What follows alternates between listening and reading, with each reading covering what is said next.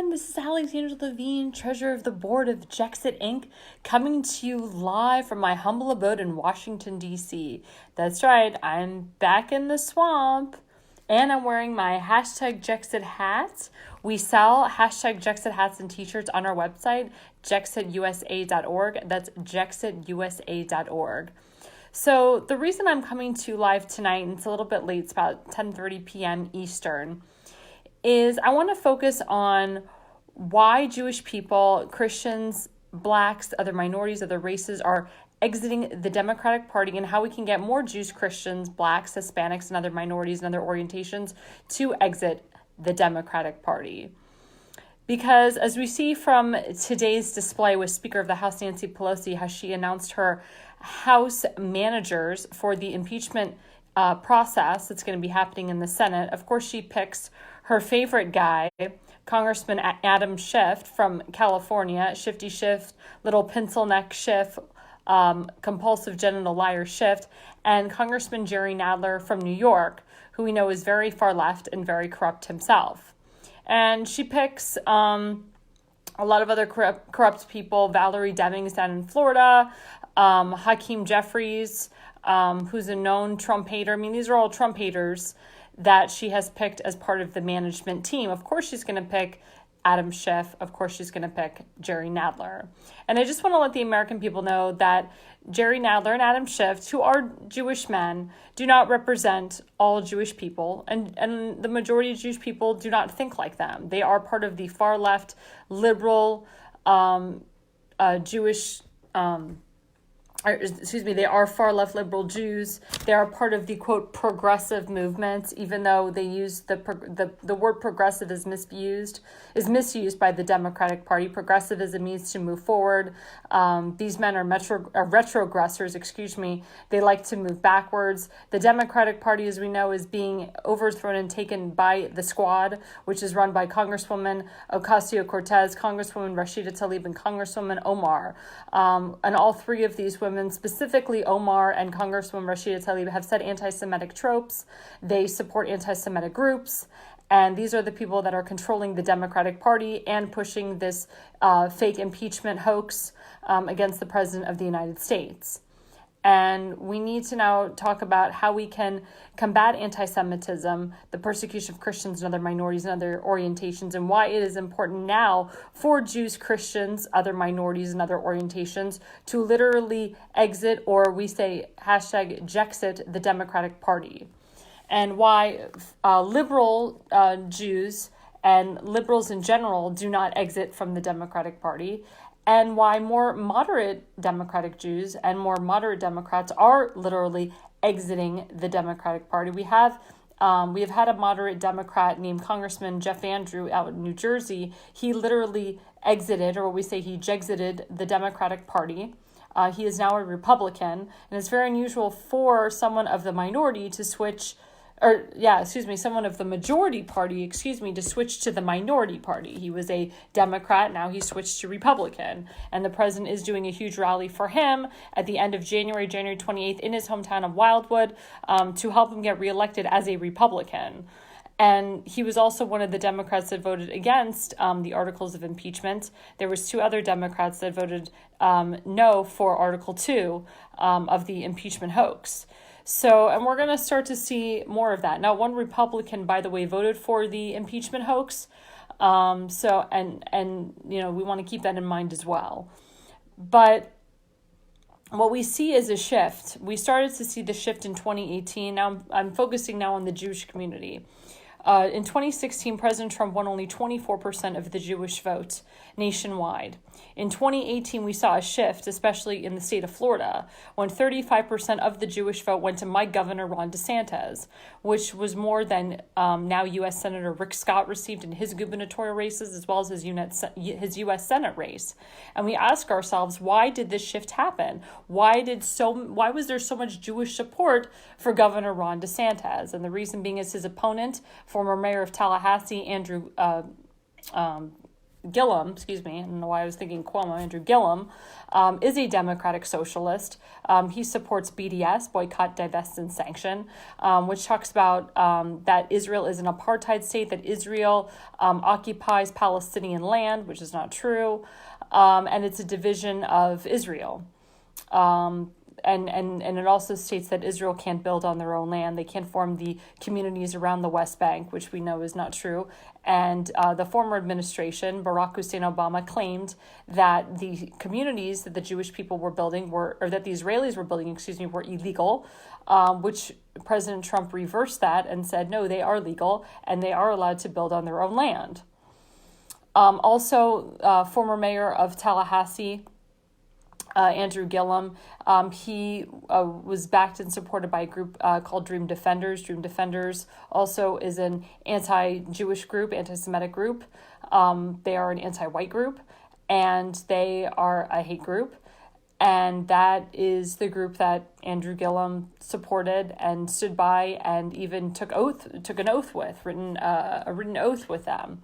And that was something that Governor Ron DeSantis brought up in the election. He also supported global warming. He also supports full government control and Medicare for all, which we know the average American person does not support that. And it's going to cost the country $52 trillion to even put such a ridiculous notion into power.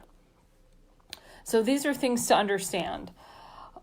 Also, when Governor Ron DeSantis was the congressman in District 6, he was a big proponent of moving the embassy from Tel Aviv to Jerusalem. That was a big accomplishment that he worked on with Governor Rick Scott at the time and President Trump. And that was something that now Governor Ron DeSantis said is very important for the Jewish people, and it's very important for the American Jews to see this recognition. And it was a big milestone, and it proved to a lot of the Jewish community that, President Trump is very pro-Israel. He's one of the most pro-Israel presidents we've ever had in our lifetime in the history of presidents, even more pro-Israel than Ronald Reagan and President Bush Jr. And he has a very strong relationship with our Prime Minister, Bibi Netanyahu, which is very important that the President of the United States has a strong alliance with our biggest ally, Israel, and stands side by side with them and doesn't stand against them or throw them under the bus like Barack Hussein Obama did with the Iran nuclear deal. That's why it was very important for President Trump to pull out of the Iran nuclear deal, because it does give Iran the ability to make a nuclear bomb, as we saw with what Barack Hussein Obama's administration did. They gave $1.7 billion in cash to Iran. And what did Iran do recently? They took that money and they used it to hurt innocent American lives and civilians, to bomb our embassies. And if President Trump wouldn't have taken out Soleimani, more American embassies would be at stake, more dignitaries, American ambassadors, their lives would be in danger. So it shows that President Trump cares about the American Jews in this country, and he cares about the Israelis. And also, people need to understand that there are American Jews that have moved to Israel. They have made what we say in Hebrew, aliyah. They keep their dual citizenship. They are still American citizens. They vote in our elections. They voted 95% for Trump in 2016. They will vote 98% for President Trump in 2020. They love Trump in Israel. When President Trump acknowledged the Golan Heights, they created a placard called Ramah Trump, which states the true alliance that the president has with the Israelis and the American Jews that live there. So that's really important. And again, we ask ourselves, why is there such a divide? Why do American Jews that live in Israel, that vote in our elections, vote 95% for Trump, but Jews that live in America, they only voted 24% for Trump in 2016? But again, I feel that the shift is coming. I work for an organization, and that is our mission, to educate the American people that just because you are a Jew or a Christian or a Black or a Hispanic or a different orientation, you do not have to vote for a party that doesn't represent you. You do not have to vote for the Democratic Party every time. We are starting to see the shift in the Democratic Party. It is becoming more far left. Even Democratic pundits, liberal pundits, on CNN and MSNBC last night after watching that horrific Democratic debate, which I didn't watch. I was watching Trump's tremendous rally that he had in Milwaukee, Wisconsin. It was huge. The whole place was packed. That was much better TV to watch than the Democratic debate. Van Jones, who's a big Trump hater, he said, quote unquote, I saw nothing last night that would send President Trump home. There was even another big Never Trumper commentator on MSNBC. He says the Democrats need to be stronger. Their message isn't strong because they don't have a message. Their message is to make the American people spend millions and millions of taxpayer dollars on stuff that they know is not going to work for the average American person. They propose Medicare for all, which doesn't work for everybody. That's getting rid of your private insurer. They state that, we want clean air and clean energy, but they want to spend trillions and trillions of dollars on this Green New Deal that didn't even get one Senate vote, by the way, when they pushed it to the floor. It was voted 57 to no. Not one Democrat support in the Senate for this Green New Deal that Congresswoman Ocasio-Cortez proposes. And then you have a man like Tom Steyer, who actually he's a billionaire today because of investing in the fossil fuel industry. But then he turns around and says, well, I had a come to global warming moment, and I'm the main guy on climate change. I know everything there is to know about climate change. And I'm telling you the fossil fuel industry is terrible, and we need to invest all of our money into climate change because climate change is a bigger threat than anti-Semitism. Climate change is a bigger threat than your health care. Climate change is a bigger threat than your infrastructure. Climate change is a bigger effect, is more of a threat than your tax cuts. I mean, this is what the Democrats want to do when they first come into power. And this is all controlled by George Soros, by the way. Tom Steyer and George Soros are like this. They're globalists, they're communists, they're elites. It's all about money and power for them. Then you have a man named Mike Bloomberg. He was the former mayor of New York. He's worth $56 billion, and he wants to put all of his money into beating President Trump. That's his mission. He also was a Republican, turned independent, turned Democrat. He's turning more far left. He thinks that he can buy his way into the election. He can buy his way into being the president of the United States. That is not what our republic is about. That is not what elections are about. We as the voters have the choice to decide who becomes president of the United States, president of the United States, not former mayor of New York, Mike Bloomberg. And I think it's really disgusting that he is doing this. It's showing the corruptness of the far left and how far they will go to try to hurt this president, to tarnish his amazing reputation, to try to hurt him. I was listening to Nancy Pelosi today. I normally don't listen to her, but, she said, the president is impeached. We did impeach him, and this will remain forever and ever and ever. It's like she did her job. She was paid to do this. She did the squad's bidding. And she doesn't care that she held up the articles of impeachment for 3 weeks. She didn't care that she said in March that we're going to have a bipartisan vote on impeachment. She doesn't care that this is partisan. She doesn't care that we have partisan people like Adam Schiff and Jerry Nadler being the quote-unquote impeachment hearing managers. I mean, this woman is so... she's changed her politics 100%. She is being controlled by the squad. She's the worst speaker that we've ever had. President Trump has said that, quote unquote, and I couldn't agree with him more. She hasn't accomplished anything. All she's accomplished is havoc, destruction, and sorrow for the American people. And, the American people, I feel, we all feel, and the Republicans feel so bad, moderate Democrats feel so bad, independents feel so bad that we have had to endure this pain from the far left for 3 years now, of this impeachment hoax. First it started with the Russian hoax, now it's starting with the impeachment hoax. We can't get the Democrats to actually sit down and want to help our country and help our nation and work with our allies. No, they have to try to hurt the president every single turn and not give him any praise for anything that he has done. The far left is so corrupt and is so warped that they actually praise Soleimani and they praise the Ayatollahs in Iran, and they don't understand that the president of the United States was actually putting the American people first, and that he actually was supporting our ally Israel and working with Israel on this. And it's sad that they couldn't praise him for doing something that actually saved American lives. And all their, their rhetoric is, well, what was the plan? We didn't know what was going on. What's Trump going to do first? Now he's going to go to Iran. We're going to have a huge war with Iran. Oh my God. He signed, moving on to the next subject, President Trump signed the phase 1 with the trade agreement with China today. That was very historic. And the economy is doing phenomenally well under President Trump since he got elected. The Dow Jones Industrial is almost up 30,000. I mean, record highs every single day. The S&P, the NASDAQ, people are investing like never before. President Trump 146,000 jobs in December. Manufacturing jobs are up. Retail jobs are up. Construction jobs are up. Nursing jobs are up. All the jobs are up. President Trump always says there's so many jobs, there's not enough people to fill them. And this is what he wanted. He ran on what Rick Scott said in Florida, jobs, jobs, jobs, jobs, jobs.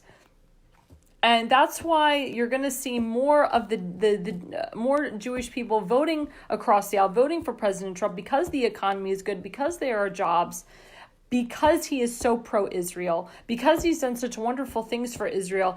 And he's combated the squad, and he's called out the anti-Semitic rhetoric that they say on a daily basis, that they've said for years. He calls out the fact that he calls out the people that they work with. I mean, Rashida Tlaib and Congresswoman Omar, they stand with CARE. They go to CARE events. They talk with the leaders of CARE. CARE is run by Hamas and Islamic Jihad, which are two big terrorist organizations.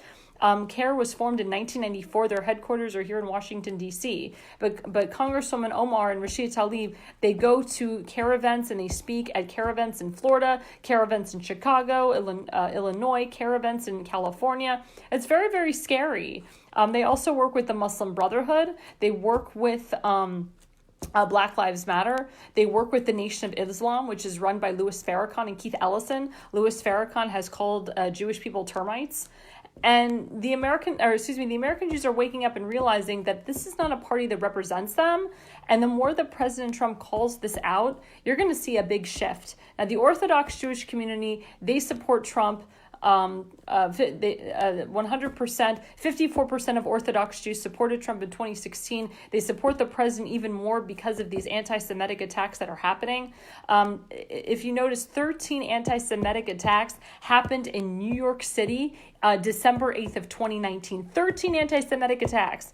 It took Governor Cuomo and Mayor de Blasio of New York. It took them till the 13th anti-Semitic attack for them to come out and denounce this and say, we're going to do something about it. They had an anti-hate rally last weekend, about combating anti-Semitism. But let me tell you something, the people that ran the anti-hate rally were progressive leftist groups, left-leaning organizations such as J Street, for example, that they call them, quote unquote, progressive organizations, which of course they're not progressive, as we know they're retrogressors.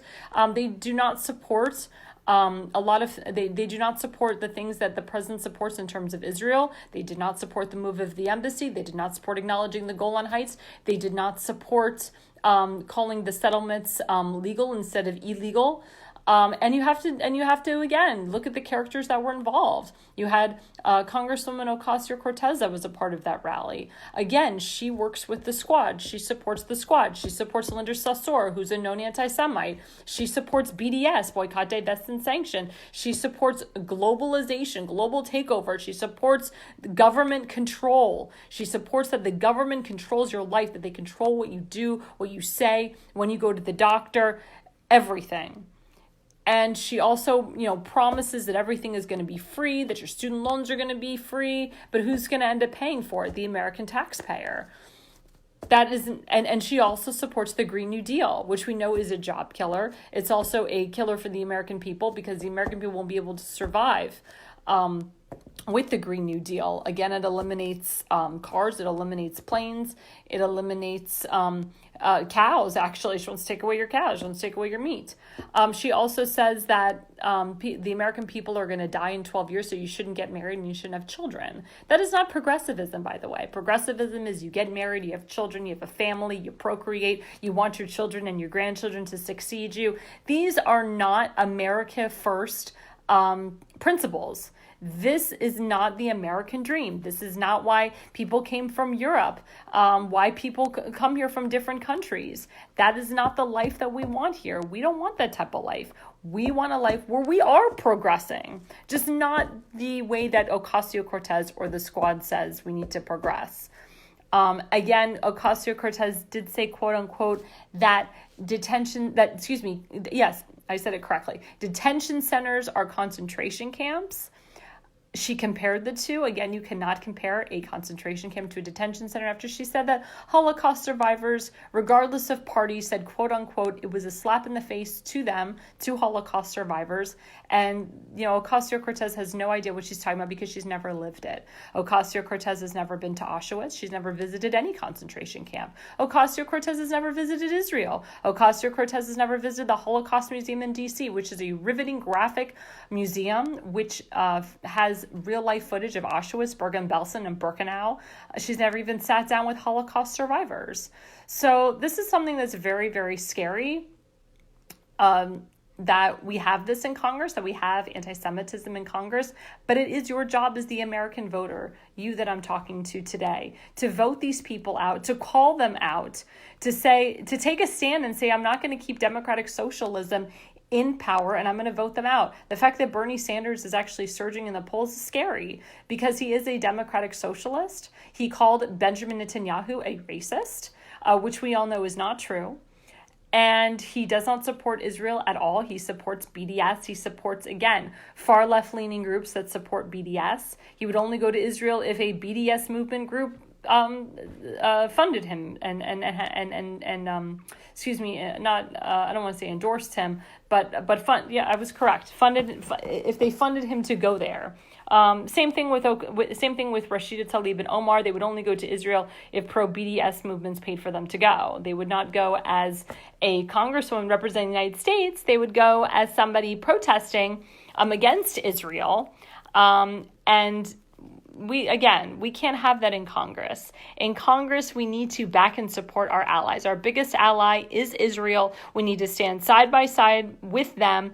Bibi Netanyahu warns Congress about the Iran nuclear deal, how it's dangerous to Israel and how it's dangerous to America and how it's dangerous to everybody. And President Trump has called out other nations. He has called on NATO to pull out of the Iran nuclear deal, to look at it objectively and see how it will destroy your country. And how the country of Iran is controlled by the Ayatollahs, and we are now seeing the Iranian people trying to take back their country, which of course the president and his administration support: freedom and independence, no dictatorship, no more communism, and that is how a country thrives. We see what happens, we see what's happening in Venezuela under socialism with Maduro, what he has done to his people. I mean, they eat human flesh to survive. There's no jobs, there's no water, there's no food. That's what socialism does. We saw that in Nazi Germany as well. What socialism does, what communism does, takes the rights of the people and it strips them of everything, and they can't eat, they can't sleep, and they die of starvation. And it's very, if that happens in the United States of America, which it never will, but if it ever did, oh my God, I mean, that's not why people come here. That is not the American dream. And, again, we see the shift a lot with Jews, Christians, other minorities exiting the Democratic Party, especially in battleground states like Florida, Nevada, Pennsylvania, Denver, Colorado, as well as Cleveland, Ohio, and Detroit, Michigan. We're seeing that a lot. We saw that. We're seeing that start to shift in 2020. We're going to see that. We saw that a little. We saw that in 2018. We're going to start to see the shift even more in 2020. And the reason being is, again, the anti-Semitic attacks that are happening nationwide, the attacks on Christians that are happening nationwide, is really turning off the average Jewish voter and the average American voter. These are hate crimes, and they're not going to be tolerated. And President Trump said, if Iran comes for us, it's not going to be tolerated. When New York City passed late-term abortion, that really turned a lot of Christians off, a lot of Jewish people off, and a lot of Catholics off. Christian evangelicals, as we know, they voted 95 to 97% for Trump. They're going to vote 95 to 97% for them in 2020 because the president is going back to our Judeo-Christian values. That's what hashtag JEXIT, that is our motto, is, quote, making Judeo-Christian values great again. And we are the Judeo-Christian revival. And that's what President Trump is bringing to the forefront. That's what he started in 2016. That's what he will continue with into 2020. And a lot more Jewish people, Christians, other minorities are supporting that agenda. Again, the support for Israel. A lot of Jewish Democrats are crossing the aisle. A lot of moderate Jewish Democrats and moderate Republicans are becoming more pro-Trump because of his support for Israel. Again, we say the economy is very important.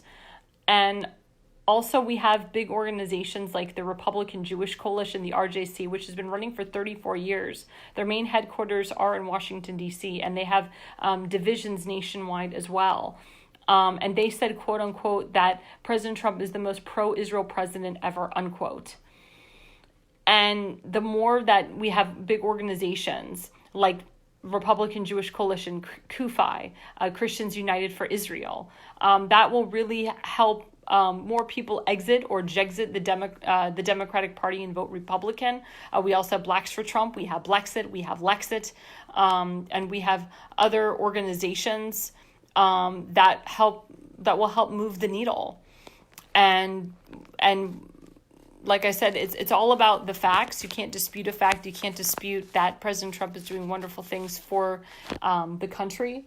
But again, the liberal bias media and the liberal rhetoric, which people need to stop listening to because it's fake.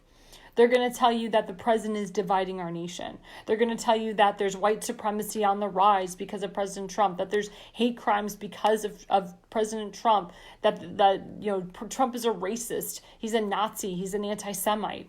It's all lies and it's all propaganda. They're going to say that the anti-Semitic things that are happening is because of President Trump, which is a lie. They're going to say that they're going to BS about the economy. They're going to say, well, the economy was already starting to rise the last 2 years of Barack Hussein Obama's 8 years. So, President Trump didn't take such a bad economy like President Barack Obama did. President Trump started with a good economy because of Barack Obama and then just continued. That is such BS. And again, it's fake news. When President Trump took over the economy, it hadn't even reached 3% GDP growth. Jobs were going to other countries such as Mexico, such as China. One of the biggest accomplishments he did as president-elect is he saved 1,500 jobs with the in Indiana with Carrier air conditioning. He said if he would have known sooner, if he would have been president, he would have made sure that none of those jobs that more jobs would have been saved, that the majority of jobs wouldn't have gone to Mexico. But he was able to save 1,500 jobs, and a lot of people, got to stay, got to have their job for Christmas. Those are a great thing that he did for the American people and for the people in Indiana. And those are not cheap jobs. The people in Indiana make $100,000 a year working for Carrier air conditioning. So that's a huge income to lose. And it's very, very important that we bring our jobs back. We take jobs overseas and they tax us heavily, but then when they try to come over here, we don't tax them at all. So President Trump says, no, these countries need to pay their fair share. That's why he did USMCA, which will be passing in the Senate soon. That's why he signed phase 1 of the trade agreement with China. And that's why he's working with South Korea and he's working with Kim Jong-un in North Korea to bring a better trade deal to the table. These are really important things that the president, he ran on. And again, promises made, promises kept. He's kept almost every single promise that he's made to the American people, and he will continue to do so in 2020. That's why his new slogan is Keep America Great. But again, the far left is going to tell you, and they're going to lie to you and say that because I'm a woman, I can never be elected. The Republicans are sexist. Elizabeth Warren had the audacity during the debate, and even before that, to say that, Bernie Sanders lied and said that because she's a woman, she'll never get elected. It's just they're throwing every card in the book The Democrats, they'll throw the race card out. They'll throw the feminism card out. They'll throw the sexist card out. They'll throw everything out. They'll throw the gay card out. They'll throw out every card to try to get you to feel sorry for them, because they really have nothing. Senator Elizabeth Warren, Senator Bernie Sanders, former mayor of South Bend, Indiana, Pete Buttigieg, they really have nothing to bring to the table. So they're going to throw everything, including the kitchen sink, and they're going to lie to the American people and tell you that President Trump is the worst president, that he's done illegal things, that we shouldn't live 4 more years with President Trump. But even if the liberal pundits have to say that there's no one up there on stage that gives a compelling argument for President Trump not to be president, that tells you something. And the American people are fed up with the impeachment hoax. When they actually, when they impeached the president, the Dow went up significantly, and there was more support for the president than ever before. He raised a ton of money with the RNC. He raised a lot of money. There are more people coming to his rallies. I'll tell you, 28 to 35% of Democrats come to Trump's rallies now. I was in Hershey, Pennsylvania. 34% of people that were there were Democrats. Milwaukee, Wisconsin, 25% of them were Democrats. Sunrise, Florida, which is a very Democrat district. It was a flipped district. It was Republican, then it flipped Democrat in 2018. That's Donna Shalala's district, which we are praying that we will flip back to Republican in 2020, as well as District 26.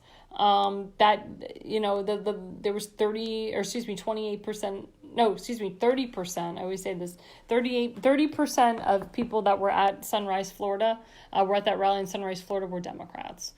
So we need to understand that. I mean, this is real life statistics. These are real life polls. More independents are coming out in support of the president. And this is what's happening, guys. And again, it is now time for Jews, Christians, other minorities, other orientations to literally exit or jexit the Democratic Party and vote for a party that represents them. And, the president says all the time, there's more African-American support for Republicans than ever before. There's more African-American support for him than ever before. There's more Jewish support for him than ever before. President Trump, again, won only 24% of the Jewish vote in 2016. The goal is to get Jewish people to vote. The goal is to have 35 to 40% of Jewish people voting for the president nationwide. I've talked to Congressman Lee Zeldin about this. This is a number that can be accomplished, 35 to 40%. Again, we just have to keep bringing up the squad, how terrible they are for this country, how they work with anti-Semites, how they support anti-Semitism, and how they are not pro-Israel, and how they will throw our ally Israel under the bus, how Bernie Sanders who is a Jew, has called Bibi Netanyahu a racist, how he supports BDS, Boycott, Divest, and Sanction, which divides Israel, which says that Israel is an apartheid state, and that Israel is controlling Palestinian land, which is not true. The settlements that the Israelis are building are illegal settlements, which we know now is not true. Because President Trump signed through executive order that they are considered legal. Also, a big thing that President Trump did, which is helping the Christian community to jexit the Democratic Party, is that he signed into executive order the Lyndon Baines Johnson Amendment that says there is no more separation of church and state, and that priests are allowed to discuss religion. Priests, rabbis are allowed to discuss their religious beliefs or not their religious beliefs when we talk about their political beliefs. They can talk more about their religious. They can go more in detail about how we should have Hashem or Jesus more in your life. But the Lyndon Johnson Amendment states that politics can be told in church. And again, there's no separation of powers. There's no separation between church and state. And it's helping a lot more Christians to open up and literally again jexit the Democratic Party. We have a big evangelical leader, Pastor Robert Jeffries, who's down in Dallas, Texas. He was a big supporter of the president from the beginning. He brings up President Trump all the time and how he's great for the Christian community, how he's great for Israel, how he's great for the American people. Same thing with Pastor Darrell Scott, Pastor Mark Burns, Pastor Leon Benjamin. I mean, these are great men that have worked for the president, support the president, still work for the president, and they are great patriots of him. Pastor Burns, Pastor Leon Benjamin, Pastor Darrell Scott, they're black Republicans that support the president. They're black pastors that support the president. And these are, black religious leaders. And for them to come out and put their career on the line and come out and support the president, it shows that the president has a lot of faith in his heart, and he goes to church now more than ever. He has prayer groups in the White House now. President Barack Obama didn't have that. And it's very important to realize, how the president wants to bring back again our Judeo-Christian values, how you stand for the American, or the Pledge of Allegiance flag. You stand for our nation, one nation under God. And we keep in God we trust. It's very important that we have faith in God in our life. And, they say people that have life, better things happen for them. And God works in mysterious ways. God's wonders are without number. And we really need to, factor that in when we're voting. And a lot of the far left people are atheists, agnostics, people that don't believe in God. And I've talked to people that have struggled in life, and they found God, they found Jesus, they found Hashem, and they feel that they're blessed. They feel that their lives are much better. They feel they're more successful. I have friends that or not friends, but colleagues or people that have talked to me about personal things about their life. And when they bring Jesus or Hashem into their life, again, they feel better about themselves, and they feel they can accomplish anything. So that's something really important to think about when you go into that ballot box. So again, the time has come for you, the voter, in 2020 to decide, what do you want? What looks good for you? How do you see yourself in the next 4 years, the next 8 years?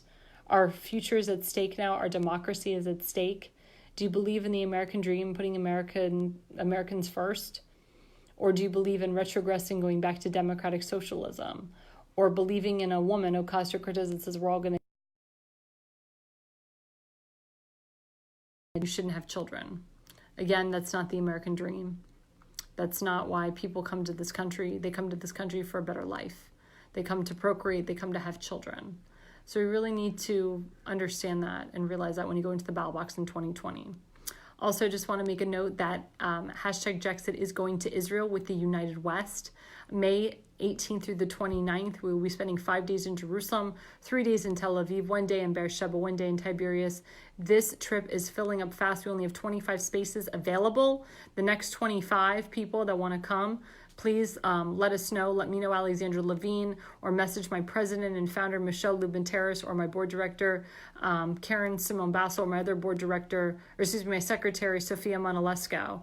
This is a very important trip. It's a historic trip. We will be visiting the new embassy in Jerusalem. We will be visiting our new U.S. ambassador to Israel, David Friedman, as well as other ambassadors, diplomats who will be having a Jerusalem banquet. It is going to be an exquisite trip, a trip of a lifetime. We'll be going behind enemy lines. We will be interviewing American Jews that have moved to Israel, that made Aliyah, that keep their dual citizenship, that vote in our elections, 95% for Trump. And we will be interviewing Israelis as well, why they love Trump.